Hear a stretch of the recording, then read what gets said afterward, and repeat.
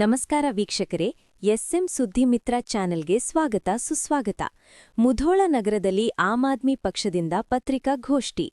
ರಾಜ್ಯ ಸರ್ಕಾರ ಕಂದಾಯ ಇಲಾಖೆ ಎಸ್ಎಸ್ಎಲ್ಆರ್ ಸ್ಟೇಟ್ ಸರ್ವೆ ಲ್ಯಾಂಡ್ ರೆಕಾರ್ಡ್ ಆಫೀಸಿನ ಸಂಬಂಧಿಸಿದ ವಿಷಯದ ಬಗ್ಗೆ ಆಮ್ ಆದ್ಮಿ ಪಕ್ಷದ ಉತ್ತರ ಕರ್ನಾಟಕ ಸಂಘಟನಾ ಕಾರ್ಯದರ್ಶಿಗಳು ಮತ್ತು ವಕೀಲರಾದ ಅರ್ಜುನ್ ಹಲಗೀಗೌಡರ ಪತ್ರಿಕಾಗೋಷ್ಠಿ ಕರೆದಿದ್ದರು. ಪತ್ರಿಕಾಗೋಷ್ಠಿಯಲ್ಲಿ ಮಾತನಾಡಿ, ಲೈಸೆನ್ಸ್ ಸರ್ವೆದಾರರು ಮಾರ್ಚ್ 1ರಿಂದ ನಡೆಯುತ್ತಿರುವ ಸರ್ಕಾರ ಮಂತ್ರಿಗಳಾಗಲಿ ಮತ್ತು ಮುಖ್ಯಮಂತ್ರಿಗಳಾಗಿ ಹಾಗೂ ಕಂದಾಯ ಮಂತ್ರಿ ಕೃಷ್ಣ ಭೈರೇಗೌಡರ ಸಂಭನನಿ ನೀಡದ ಕಾರಣ ಮುಧೋಳ ನಗರದಲ್ಲಿ ಪತ್ರಿಕಾಗೋಷ್ಠಿ ಕರೆದು 48,000 ಅರ್ಜಿಗಳು ಖಾಲಿಯುಳಿದಿವೆ ಮತ್ತು ಸರ್ವೆ ಇಲಾಖೆಯಲ್ಲಿ 23 ವರ್ಷಗಳಿಂದ ಕೆಲಸ ಮಾಡುತ್ತಿರುವವರಿಗೆ ಕೇವಲ 25,000 ಸಂಬಳ ಕೊಡುತ್ತಿದ್ದಿಲ್ಲ ಎಂದು ಕೃಷ್ಣ ಭೈರೇಗೌಡರಿಗೆ ಪ್ರಶ್ನೆ ಮಾಡಿದ್ದಾರೆ. ಪ್ರತಿ ವರ್ಷ ಕಂದಾಯ ಇಲಾಖೆಗೆ 250 ಕೋಟಿಯಿಂದ 300 ಕೋಟಿ ಹೋಗುತ್ತಿದೆ. ಆದರೆ ಕರ್ನಾಟಕದಲ್ಲಿ 6,000 ಲೈಸೆನ್ಸ್ ಸರ್ವೆದಾರರು ಇದ್ದಾರೆ. ಇವರಿಗೆ ನೀವು ಕೂಡುವ ವೇತನ 40ರಿಂದ 50 ಕೋಟಿ ಆಗುತ್ತದೆ. ಸರ್ಕಾರ ಲೈಸೆನ್ಸ್ ಸರ್ವೆದಾರರನ್ನು ಮುಂದೆ ಇಟ್ಟುಕೊಂಡು ದುಡ್ಡು ಮಾಡುತ್ತಿದೆ ಎಂದು ಆರೋಪಿಸಿದ್ದಾರೆ. ಇದೇ ಸಂದರ್ಭದಲ್ಲಿ ಆಮ್ ಆದ್ಮಿ ಪಕ್ಷದ ಮುಧೋಳ ತಾಲೂಕು ಅಧ್ಯಕ್ಷರಾದ ಸೋಮನಗೌಡ ಪಾಟೀಲ, ನಗರ ಅಧ್ಯಕ್ಷರಾದ ನಾಡಗೌಡರ, ಜಿಲ್ಲಾ ಯುವಕರ ಅಧ್ಯಕ್ಷರಾದ ಕೃಷ್ಣ ಪೂಜಾರಿ ಹಾಗೂ ಬಾಗಲಕೋಟೆ ಕಾರ್ಯದರ್ಶಿ ಗಣಿ ಅವರು ಇದ್ದರು. ವರದಿ. ಆತ್ಮೀಯರೇ ನಮಸ್ಕಾರ. ಇವತ್ತಿನ ಪತ್ರಿಕಾಗೋಷ್ಠಿಯಲ್ಲಿ ನಮ್ಮ ಮುಧೋಳ ತಾಲೂಕಾ ಆಮ್ ಆದ್ಮಿ ಪಕ್ಷದ ಅಧ್ಯಕ್ಷರಾದಂತಹ ಶ್ರೀಯುತ ಸೋಮನಗೌಡ ಪಾಟೀಲರಿದ್ದಾರೆ. ನಮ್ಮ ನಾಡಗೌಡರು ಮುಧೋಳ ನಗರ ಘಟಕ ಅಧ್ಯಕ್ಷರಾದಂತಹ ನಾಡಗೌಡರಿದ್ದಾರೆ. ನಮ್ಮ ಜಿಲ್ಲಾ ಯುವ ಘಟಕದ ಅಧ್ಯಕ್ಷರಾದಂತಹ ಕೃಷ್ಣ ಪೂಜಾರಿ ಅವರಿದ್ದಾರೆ. ಹಾಗೂ ನಮ್ಮ ಬಾಗಲಕೋಟದ ಕಾರ್ಯದರ್ಶಿಯಾದಂತಹ ಶ್ರೀಯುತ ಗಣಿ ಅವರು ಕೂಡ ಇವತ್ತಿನ ಪತ್ರಿಕಾಗೋಷ್ಠಿಯಲ್ಲಿದ್ದಾರೆ. ಇವತ್ತಿನ ವಿಷಯ ಏನಂತಂದ್ರೆ, ರಾಜ್ಯ ಸರ್ಕಾರ ಮತ್ತು ಕಂದಾಯ ಇಲಾಖೆ ಅಂದ್ರೆ ಎಸ್ಎಸ್ಎಲ್ಆರ್ ಸ್ಟೇಟ್ ಸರ್ವೆ ಲ್ಯಾಂಡ್ ರೆಕಾರ್ಡ್ಸ್ ಡಿಪಾರ್ಟ್ಮೆಂಟ್ಗೆ ಸಂಬಂಧಪಟ್ಟಂತ ವಿಷಯ. ಇಡೀ ನಾವೆಲ್ಲ ನೋಡ್ತಾ ಇದ್ದೀವಿ, ಸರ್ಕಾರ ಒಂಥರ ಮೊಸಳೆ ಕಣ್ಣೀರನ್ನು ಸುರಿಸ್ತಾ ಸುಮ್ಮನೆ ಕುಳಿತಿದೆ. ಎಲ್ಲ ಸದ್ದಿಲ್ಲದೆ ನಡೆಯುತ್ತಂತ ಮಾರ್ಚ್ 1ರಿಂದ ನಡೆಯುತ್ತಿರುವಂತಹ ಲೈಸೆನ್ಸ್ ಸರ್ವೆದಾರರ ಒಂದು ಸ್ಟ್ರೈಕ್ಗೆ ಇಲ್ಲಿವರೆಗೆ ಯಾವ ಸರ್ಕಾರದ ಮಂತ್ರಿಗಳಾಗಲಿ, ಮುಖ್ಯಮಂತ್ರಿಗಳಾಗಲಿ, ಕಂದಾಯ ಸಚಿವರಾಗಲಿ ಯಾವುದೇ ವಿವರಣೆ ಕೊಟ್ಟಿಲ್ಲ. ಬಟ್ ಈ ಕುರಿತು ಇಡೀ ರಾಜ್ಯದಲ್ಲಿ ಸುಮಾರು 4,80,000 ಅರ್ಜಿಗಳು ಖಾಲಿ ಬಿದ್ದಿದ್ದಾವೆ.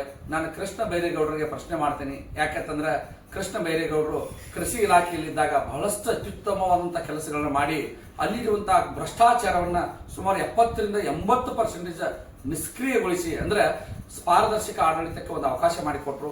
ಅದೇ ರೀತಿ ಈ ಕಂದಾಯ ಸಚಿವರು ಆದ್ಮೇಲೆ 2.0 ಸಾಫ್ಟ್ವೇರ್ ತಗೊಂಡ್ಬಂದ್ರು. ರೈತರಿಗೆ ನೇರವಾಗಿ ಉತ್ತಾರ ಸಿಗುವ ಹಾಗೆ ಮಾಡಿದರು.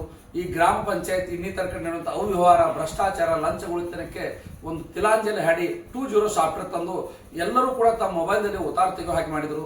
ಇನ್ನು ಅವರಿಗೆ ಒಂದು ಕಿವಿ ಮಾತು ಹೇಳಲಿಕ್ಕೆ ಇಚ್ಛೆ ಪಡ್ತೀನಿ.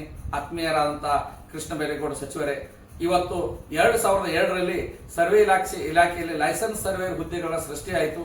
ಇವತ್ತಿನವರೆಗೂ ಸುಮಾರು 23 ವರ್ಷ, ಅಂದ್ರೆ ಸುಮಾರು 25-26ನೇ ವಯಸ್ಸಿಗೆ ಆಯ್ಕೆಯಾದಂತಹ ಒಬ್ಬ ಸಿವಿಲ್ ಇಂಜಿನಿಯರ್, ಒಬ್ಬ BE ಮುಗಿಸ್ಬೇಕಾದ್ರೆ ಏನ್ ಕಷ್ಟ ಅಂತ ಒಬ್ಬ ರೈತನಿಗೆ ಗೊತ್ತಿದೆ, ನಿಮಗೂ ಕೂಡ ಗೊತ್ತದ. ಸುಮಾರು 10-20 ಲಕ್ಷ ಖರ್ಚು ಮಾಡಿ ಒಬ್ಬ ವಿದ್ಯಾರ್ಥಿ ತನ್ನ ಜೀವನಾವಧಿಯಲ್ಲಿ BE ಸಿವಿಲ್ ಮಾಡ್ತಾನ, ಡಿಪ್ಲೊಮಾ ಮಾಡ್ತಾನ, ಏನೋ ಸರ್ಕಾರಿ ನೌಕರಿ ಕಾಲ್ಫಾರ್ಮ್ ಐತೆ ಅಂತ ತಿಳಿದು ಅರ್ಜಿ ಹಾಕಿ ಸುಮಾರು 23 ವರ್ಷಗಳಿಂದ ಸರ್ವೆ ಇಲಾಖೆಯಲ್ಲಿ ಲೈಸೆನ್ಸ್ ಸರ್ವೆ ಅಂತ ಹೇಳಿ ನೌಕರಿ ಮಾಡ್ತಾ ಇದ್ದಾನೆ. ಅವ್ರಿಗೆ ನೀವು ಕೊಡುವಂತಹ ಸಂಬಳ ಕೇವಲ 25,000. ನಾನು ಏನ್ ಕೇಳ್ತೀನಿ ಕೃಷ್ಣ ಬೈರೇಗೌಡ ಸಾಹೇಬ್ರೆ, ನೀವು ಕೊಡ್ತಾ ಇರುವಂತಹ ಪಗಾರ ನಿಮ್ಮ ಸರ್ಕಾರ ಖಜಾನೆದಲ್ಲ. ರೈತರು ತಮ್ಮ ಸರ್ವೆಯನ್ನ ಮಾಡಲಿಕ್ಕೆ, ತಮ್ಮ ಅಲಿನೇಷನ್ ಮಾಡಲಿಕ್ಕೆ, ಹದ್ದುಬಸ್ತಿ ಮಾಡಲಿಕ್ಕೆ, ಪೋಡಿ ಮಾಡಲಿಕ್ಕೆ ಸರ್ಕಾರಕ್ಕೆ ತುಂಬಿದಂತಹ ಒಟ್ಟು ಒಂದು ತಿಂಗಳ ಆದಾಯ ಸುಮಾರು 250 ಕೋಟಿಯಿಂದ 300 ಕೋಟಿ ರೂಪಾಯಿ. ನೀವು ಇವತ್ತು 6,000, ನಮ್ಮ ಕರ್ನಾಟಕ ರಾಜ್ಯದಲ್ಲಿ ಸುಮಾರು 6,000 ಲೈಸೆನ್ಸ್ ಸರ್ವೆದಾರದಾರ. ಇವ್ರಿಗೆ ಕೊಡುವಂತ ನೀವು ವೇತನ 40ರಿಂದ 50 ಕೋಟಿ. ಇವತ್ತು ಲೈಸೆನ್ಸ್ ಸರ್ವೆದಾರನ್ನ ಮುಂದಿಟ್ಟುಕೊಂಡು ದುಡ್ಡು ಮಾಡ್ಲಿಕ್ಕೆ ಇವತ್ತು ಸರ್ಕಾರ ಬೆನ್ನು ಹತ್ತಿದೆ. ಸುಮಾರು 200ರಿಂದ 250 ಕೋಟಿ ರೂಪಾಯಿ ಉಳಿಸಿಕೊಂಡು ನೀವು ಸರ್ಕಾರಕ್ಕೆ, ಒಂದು ಜನರಿಗೆ, ಇವತ್ತಿನ ರೈತರಿಗೆ, ಇವತ್ತಿನ ಸಮಾಜಕ್ಕೆ ಅನ್ಯಾಯ ಮಾಡ್ತಾ ಇದ್ದೀರಿ. ಅಷ್ಟೇ ಅಲ್ಲದೆ ಆ ವ್ಯಕ್ತಿಯ ಬಗ್ಗೆ ನಾವು ನೋಡ್ತಾ ಹೋಗೋಣ. ಇವತ್ತು ನೀವು ಸರ್ಕಾರಿಯಲ್ಲಿ ಸರ್ವೇದಾರರು, ಸರ್ಕಾರಿ ಸರ್ವೇರು, ಗವರ್ಮೆಂಟ್ ಸರ್ವೇರು ಸುಮಾರು 2,800 ಜನ ಇದ್ದಾರೆ. ಇಷ್ಟರ ಮೇಲೆ ನಿಮ್ಗೆ ಏನಾದರೂ ಅಧಿಕಾರ ನಡೆಸಲಿಕ್ಕೆ ಸಾಧ್ಯ ಇದೆಯಾ? ಎಲ್ಲ ಜನರಿಗೆ ಒಂದು ವ್ಯವಸ್ಥೆಯನ್ನು ಮಾಡಿಕೊಡ್ಲಿಕ್ಕೆ ಸಾಧ್ಯ ಇದೆಯಾ? ಕೇವಲ ಮಾರ್ಚ್ 1ರಿಂದ ನಡೆದಂತ ಒಂದು ಧರಣಿ ರಾಜ್ಯದಲ್ಲಿ ಸುಮಾರು 4,80,000 ಅರ್ಜಿಗಳು ಬಿದ್ದಿದ್ದಾವೆ. ಅವಕ್ಕೆ ಯಾವುದು ಇವತ್ತಿನವರೆಗೆ ಸರ್ವೆ ಆಗ್ತಾ ಇಲ್ಲ. ರೈತರು ಖರೀದಿ ಕೊಡಬೇಕಾದ್ರೆ ಖರೀದಿ ಆಗ್ತಾ ಇಲ್ಲ. ಮೊದಲೇ ಮಾರ್ಚ್ ತಿಂಗಳು ರೈತರು ಸಾಲ ಸೋಲ ಮಾಡಿ ತಮ್ಮ ಹೊಲವನ್ನು ಅಡವಿಟ್ಟು ಸಾಲ ಮಾಡಿ ಬ್ಯಾಂಕ್ ಲೋನ್ ತೆಗೆದಿರ್ತಾರೆ. ಅಲ್ಲಿ ಅವರು ಏನಾದರೂ ಖಾತೆ ಬದಲಾವಣೆ ಮಾಡಿ ಹಕ್ಕು ವಾಟನೆ ಮಾಡಿಕೊಂಡು ಬದಲಾವಣೆ ಮಾಡಿ ಹದ್ದುಬಸ್ತು ಫಿಕ್ಸ್ ಮಾಡಿಕೊಂಡು ತಮ್ಮ ಸಮಸ್ಯೆಗೆ ಒಂದು ಆರ್ಥಿಕ ಪರಿಹಾರ ತಗೊಳ್ಬೇಕಾದ್ರೆ ನೀವು ಅದನ್ನು ಮಾಡ್ತಾ ಇಲ್ಲ. ಸರ್ವೆ ಇಲಾಖೆ ಬಗ್ಗೆ ಹೇಳ್ಬೇಕಂದ್ರೆ ಹಮ್ಮುರಾಬಿ ಅವರು ಈ ಚೈನ್ ಸಿಸ್ಟಮ್ ಅನ್ನ ತಗೊಂಬಂದ್ರು. ಹಮ್ಮುರಾಬಿ ಇದ್ದಾವ. ನಂತರ 1802ರಲ್ಲಿ ವಿಲ್ಲಿಂಗ್ಟನ್ ಅನ್ನೋರು ಸರ್ವೆಯನ್ನ ಆರಂಭಿಸಿದ್ರು ಇಡೀ ದೇಶದಲ್ಲಿ ಬ್ರಿಟಿಷ್ ಕಾಲದಲ್ಲಿ. ಯಾಕಂದ್ರೆ ಬ್ರಿಟಿಷರು ಮಾಡಿದಂತ ತೀನಿ ಇನ್ನೂ ನಾವು ಬದಲಾಯಿಸಲಿಕ್ಕಾಗಿಲ್ಲ. ನೀವು ಪೋಡಿ ಮುಕ್ತ ಗ್ರಾಮ ಮಾಡ್ತೀನಿ ಅಂದ್ರು ಅದನ್ನು ಕೂಡ ಸಂಪೂರ್ಣ ಮಾಡಕ್ಕಾಗಿಲ್ಲ. ಯಾಕಂದ್ರೆ ಸಾರ್ವಜನಿಕರಿಗೆ ಕಡೆಯಿಂದ ಹಣ ಉಳಿಸಿಕೊಂಡು ನೀವು ಸೇವೆ ಕೊಡ್ತಾ ಇದ್ದೀರಿ. ಅದನ್ನು ಕೂಡ ಸೇವೆ ಮಾಡುವಂತ ವ್ಯಕ್ತಿಗಳಿಗೆ ಮಾನಸಿಕವಾಗಿ, ದೈಹಿಕವಾಗಿ, ಆರ್ಥಿಕವಾಗಿ, ಟೆಕ್ನಿಕಲ್ ಆಗಿ ಅವರು ಹಗಲಿ ರಾತ್ರಿ ಶ್ರಮ ಪಟ್ಟು ರೈತರ ಸಮಸ್ಯೆಗಳನ್ನ ಪರಿಹಾರ ಕೊಡುವಂತ ಒಂದು ಸರ್ವೇರಿಗೆ ನೀವು ರಕ್ಷಣೆ ಕೊಡ್ತಿದ್ರ ಇನ್ನು ಯಾರಿಗೆ ರಕ್ಷಣೆ ಕೊಡ್ತೀರಿ? ಅವ್ರು ದುಡಿದಂತ ಹಣವನ್ನ ಅವರಿಗೆ ಕೊಡಕ್ ಆಗದಿದ್ರ ನಿಮ್ಮ ಗವರ್ಮೆಂಟ್ ಯಾಕೆ ಬೇಕು ನಮಗೂ? ಯಾಕಂದ್ರೆ ಈಗ ನಮ್ಮ ಆಮ್ ಆದ್ಮಿ ಪಕ್ಷ ದೆಹಲಿ ಪಂಜಾಬದಲ್ಲಿ ಮಾಡಿದ ಬಗ್ಗೆ ನಮ್ಮ ನಾಯಕರು ಕೂಡ ಮಾತಾಡ್ತಾರ. ಈ ವ್ಯವಸ್ಥೆಯನ್ನ ಸರಿಪಡಿಸದೆ ಹೋದ್ರೆ ಆಮ್ ಆದ್ಮಿ ಪಕ್ಷ ಬೀದಿಗಿಳಿದು ಹೋರಾಟ ಮಾಡ್ಬೇಕಾಗ್ತದ. ದಯವಿಟ್ಟು ನಿಷ್ಕಾಳಜಿ ಮಾಡಬೇಡ್ರಿ. ಅವರು ನಿಮ್ಮ ಅಧೀನದ ಒಂದು ಇಲಾಖೆ, ಸರ್ವೆ ಇಲಾಖೆ, ಕಂದಾಯ ಇಲಾಖೆ ವ್ಯಾಪ್ತಿಯ ಅಧೀನ ಇಲಾಖೆಗೆ ನೀವು ನ್ಯಾಯವನ್ನ ಕೊಡ್ರಿ ಅಂತ ಹೇಳಿ ವಿನಂತಿಸ್ಕೊಳ್ತೇನೆ. ನಮಸ್ಕಾರ ಸರ್. ಈಗ ನಮ್ಮ ಮುಧೋಳ ತಾಲೂಕು ಆಮ್ ಆದ್ಮಿ ಪಕ್ಷದ ಅಧ್ಯಕ್ಷರಂತ ಸೋಮನ್ ಗೌಡ್ರು ಈ ಬಗ್ಗೆ ಮಾತಾಡ್ತಾರೆ. ಎಲ್ಲರಿಗೂ ನಮಸ್ಕಾರ. ಈ ಸರ್ವೇದಾರ ಈಗಿನ ಸರ್ಕಾರ ಇವು 480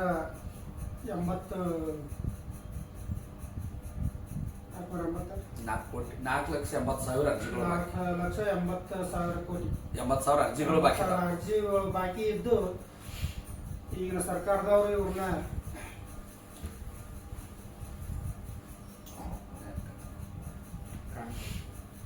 ಸರ್ಕಾರ ಕೊಡುವಂತ ನಿಯಮಾವಳಿ ಪ್ರಕಾರ ಕಾಯಮಾತಿ ಮಾಡಿ ಬಳಸ್ಬೇಕಂತೇಳಿ ತಮ್ಮಲ್ಲಿ ವಿನಂತಿ ಮಾಡ್ಕೊಳ್ತೀವಿ. ಅದೇ ರೀತಿ ನಮ್ಮ ಜಿಲ್ಲಾ ಯೋಗ ಘಟಕದ ಅಧ್ಯಕ್ಷರಾದಂತಹ ಕೃಷ್ಣ ಪೂಜಾರಿ ಅವರು ಕೂಡ ತಮ್ಮ ಅಭಿಪ್ರಾಯವನ್ನು ವ್ಯಕ್ತಪಡಿಸ್ತಾರೆ. ನಮಸ್ಕಾರ ಎಲ್ಲರಿಗೂ. ಈಗ ನಿರುದ್ಯೋಗ ಸಮಸ್ಯೆ ನಮ್ಮ ಕರ್ನಾಟಕದಲ್ಲಿ ಜಾಸ್ತಿ ಇದೆ. 2,80,000 ಗುತ್ತಿಗೆದಾರರ ಮೇಲೆ ಉದ್ಯೋಗಗಳು ಖಾಲಿ ಇದಾವೆ. ಇವನ್ನ ಸರ್ಕಾರ ಇನ್ನೂ ತುಂಬಿಲ್ಲ. ಮತ್ತೆ ಸರ್ವೇಗಳನ್ನ ಇದು ಏನು ನೇಮಕಾತಿ ಇನ್ನೂ ಮಾಡಿಲ್ಲ. ಮತ್ತೆ ನಮ್ಮ ಪಂಜಾಬ್ ಮತ್ತು ದೆಹಲಿಯಲ್ಲಿ ಈ ತರ ಸಿಸ್ಟಮ್ ಮಾಡಿದ್ದಾರೆ ಈಗಾಗಲೇ. ನೀವು ಗೌರ್ಮೆಂಟ್ನವರು ಹೋಗಿ ಬೇಕಾದ್ರೆ ಮಾದರಿಯನ್ನು ತೆಗೆದುಕೊಂಡು ಬಂದು ಅವರಿಗೆ ಒಂದು ಸೂಕ್ತ ಪರಿಹಾರ ಕೊಡಬೇಕಂತ ಕೇಳ್ಕೊಳ್ತೀವಿ. ಆತ್ಮೇಲೆ ಪಂಜಾಬ್ ಮತ್ತು ದೆಹಲಿಯಲ್ಲಿ ಸುಮಾರು 45,000 ಖಾಸಗಿ ನೌಕರರನ್ನ ಅಂದ್ರೆ ಗುತ್ತಿಗೆ ಆಧಾರದ ನೌಕರನ್ನ ಕಾಯಂಗೊಳಿಸಿವಿ. ಅಲ್ಲಿ ಸರ್ಕಾರಿ ಸೌಲಭ್ಯಗಳನ್ನ ಜನರಿಗೆ ನೇರವಾಗಿ ಕೊಡ್ತಾ ಇದ್ದೀವಿ. ಯಾವ ವ್ಯಕ್ತಿ ಸಂಪೂರ್ಣ ಸ್ಯಾಲರಿ ತಗೊಂಡು ನೌಕರಿ ಮಾಡ್ತಾನ ಅಲ್ಲಿ ಭ್ರಷ್ಟಾಚಾರವನ್ನು ತಡೆಯಲಿಕ್ಕೆ ಸಾಧ್ಯ